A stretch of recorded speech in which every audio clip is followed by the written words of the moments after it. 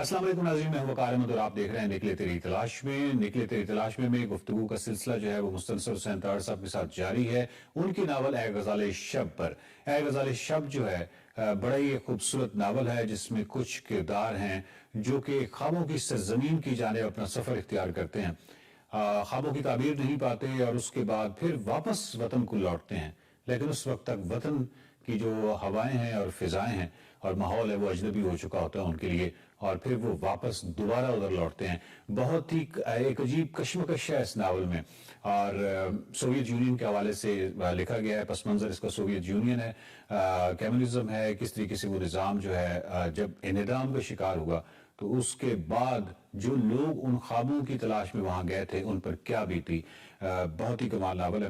طاہر صاحب کے ساتھ گفتگو کا سلسلہ جاری ہے۔ سر، میرا پہلا سوال تو ایکچولی ناول سے متعلق ہے اوورآل، کہ اب ہم دیکھتے ہیں کہ ٹک ٹاک کی دنیا ہے، یہ فیس بک پہ ریل کی دنیا ہے، ہمارا اٹینشن سپین جو ہے وہ ویسے ہی محدود تھا اور محدود تر اس حوالے سے ہوتا جا رہا ہے کہ ہمیں کمپلیکسٹیز ہم ان کو ایوائڈ کرنا شروع کر دیا کمپلیکسٹیز کو، اور ہم چاہتے ہیں کہ بس ہمیں کوئی بہت ہی آسان سا کسی طریقے سے 2 منٹ کی ویڈیو میں سب کچھ بتا دیا جائے، کوئی پیچیدہ ناول ہم نہیں پڑھ سکتے۔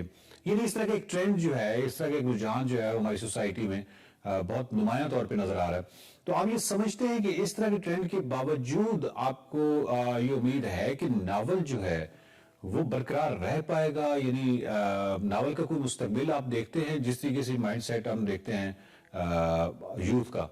متعدد بار جواب دے چکا ہوں، اور اس کے بعد میں پاکستان کی طرف آؤں گا کہ ویسٹ میں یہ چیز جو ہے ہم سے کوئی 20-25 سال پہلے آئی، یعنی ہمارے پاس تو بعد میں آتا ہے نا وہی فیشن یا وہی میکنزم جو ویسٹ میں پہلے آ جاتا ہے۔ تو اگر ویسٹ میں ناول ابھی تک چھپ رہا ہے اور بے شمار چھپ رہا ہے اور لوگ پڑھ رہے ہیں ان تمام چیزوں کے باوجود، ٹک ٹاک کے باوجود، باقی سارا، تو یہاں بھی اس کو کوئی آئی فیل کہ کوئی خطرہ نہیں ہے۔ لوگ جو ہیں مختلف طبقے ہوتے ہیں، کہ ایک جو فوری طور پہ رزلٹ چاہتے ہیں، ایک جو وہ کہتے ہیں کہ سہج پگے سو میٹھا۔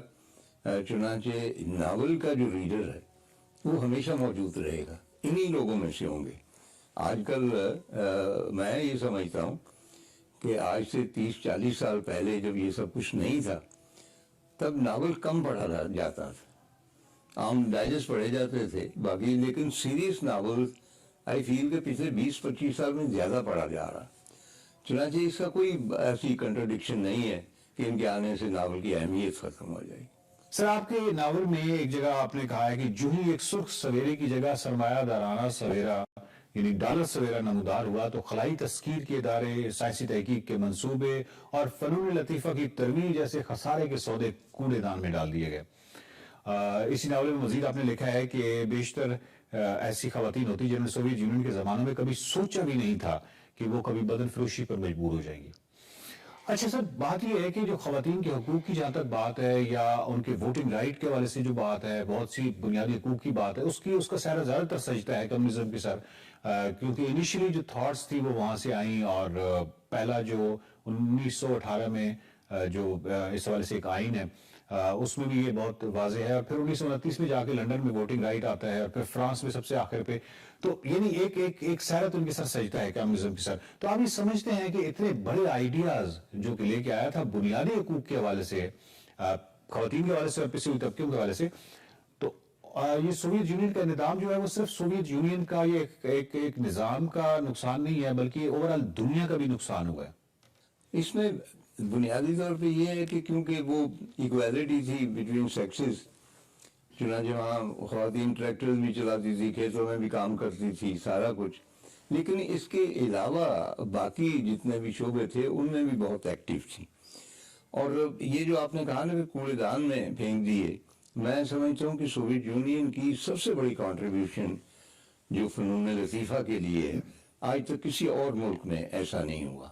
یعنی جتنی بیکنگ، یعنی اسٹیٹ ڈکٹیٹرشپ کا یہ بھی فائدہ ہوتا ہے نا کہ اگر ایک پالیسی بن گئی تو پورا ملک اس کے اوپر عمل کرے گا۔ چنانچہ ایک اسٹیٹ پالیسی تھی۔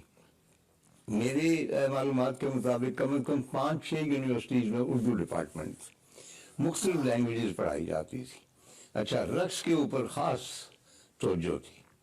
अब बालशोई थिएटर जो है दुनिया का सबसे बड़ा थिएटर कहलाता, और जितने भी वहाँ पे जो बेस्ट बैलेज हुए हैं, स्वान लेक वगैरह और चाइकोस्की की म्यूज़िक पे, वो सारे रशिया में होते हैं। रशिया का ओवरऑल मिजाज ठीक है, उनको खाने को वो कुछ नहीं मिलता था जो वेस्ट में मिलता था, उनको पहनने को भी वो कुछ नहीं मिलता था, उनकी रिहाइश भी मामूली थी, लेकिन कल्चरली वो बहुत स्ट्रांग थे। एवरेज एक ब्रिटिश से, यूरोपियन से, अमेरिका से वो कल्चरली बहुत स्ट्रांग थे, क्योंकि एक आम मजदूर भी जो था ना, उसने भी दोस्तोवस्की के तमाम नावल पढ़े हुए थे।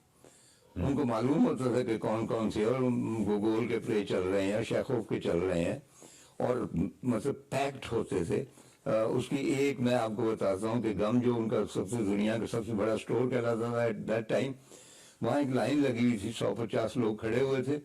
तो मैंने अपनी इंटरप्रेटर से पूछा, मैंने कहा कि ये ऐसे ही मैंने मजाक से, जिस तरह वेस्ट में कहा जाता है, क्योंकि वेस्ट बहुत एक नेगेटिव थ्रू आउट करता है ना, प्रोपेगेंडा करता रहा कम्युनिज्म के खिलाफ, जिस तरह आजकल चाइना के खिलाफ हो रहा है।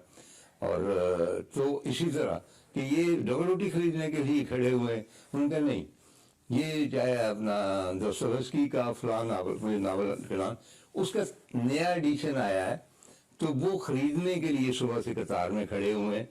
तो मैंने कहा कि उन्होंने ये नावल नहीं पढ़ा हुआ, कहेंगे नहीं, यहाँ हजारों लोग हैं जो अपने फेवरेट ऑथर के हर एडिशन को खरीदते। ये जो था ना उनमें ज़ौक़े जमाल, लिटरेचर का, डांस का, बाकी फ़नून लतीफ़ा का, ये वहाँ पे बहुत डेवलप हुआ। अच्छा, उसी हवाले से उन्होंने जब तराजम करवाए मुख्तलिफ अदीबों के, उर्दू में कराए, जो इंसारी साहब करते थे, अंग्रेज़ी में भी हुए, तो ये उनकी तुफैल था। पीपल्स पब्लिशिंग हाउस था यहाँ लाहौर में, अब्दुल्ला मलिक के भाई से चलाते थे, पिछले दिन उनका इंतकाल हुआ। चुनाचे आप वहाँ जाते थे 100 रुपया लेके, और बाकायदा आपको एक खच्चर चाहिए होता था किताबें लाने के लिए। अच्छा, बेशक वो अपने प्रोपेगेंडे के लिए उसको इस्तेमाल करते थे, मसलन लेनिन का भी और मार्क्स की भी, एंगल्स की भी किताबें, कई कई वॉल्यूम्स, और बहुत सस्ती होती थी। और हमारे बहुत जो इनकलाबी दोस्त थे वो ले आते थे, और उन्हें अपने क्योंकि उन दिनों इनकलाबी होने का और कम्युनिस्ट होने का एक फैशन सा चल निकला था, अपनी अलमारी में सजा दिया ताकि जो भी है मुतासर हो गए, बहुत पढ़े लिखे लोग। तो ये कंट्रीब्यूशन बहुत बड़ी थी। लेकिन जो कैपिटलिज्म आता है, आपको पता है कैपिटलिज्म में तो बुनियादी तौर पे वो रेटिंग ही करती है ना, इन चीज़ों की रेटिंग नहीं होती। और ये जो मैंने कहा है कि बदन फरोशी के हवाले से, ये बिल्कुल मेरे एक जानने वाले हैं, उन्होंने मुझे बयान किया कि वहाँ पे दुबई वगैरह में सारा, और मतलब जो बिगेस्ट एक्सपोर्ट है उन इलाकों की, सिर्फ रशियंस की नहीं, उज़्बेकिस्तान की भी, बाकी वो ह्यूमन फ्लैश है, क्योंकि इन सब के पास और कोई पेशा रहा नहीं था। अगर आप लिटरेचर पढ़ा रहे हैं, आर्ट्स पढ़ा रहे हैं, कोई चीज़ पढ़ा रहे हैं, आप बाहर हो जाते हैं।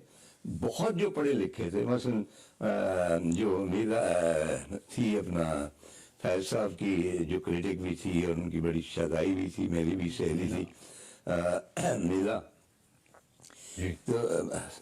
तो वो पीएचडी थी शायद वहाँ से लखनऊ से उर्दू में, और वो पढ़ाती थी। और उन्होंने मुझे बताया कि भाई पहले तो हमारा गुजारा हो जाता था, एक अप्रिशिएशन भी होती थी, मतलब अदीब जो होते थे उनके लिए स्पेशल समर हाउसेज होते थे, अब उनको अलॉट होते थे, वहाँ जाते थे। अदीब वीआईपी थे उस ज़माने में, आर्टिस्ट वगैरह, तो हम कंफर्टेबल ज़िंदगी गुजारते थे।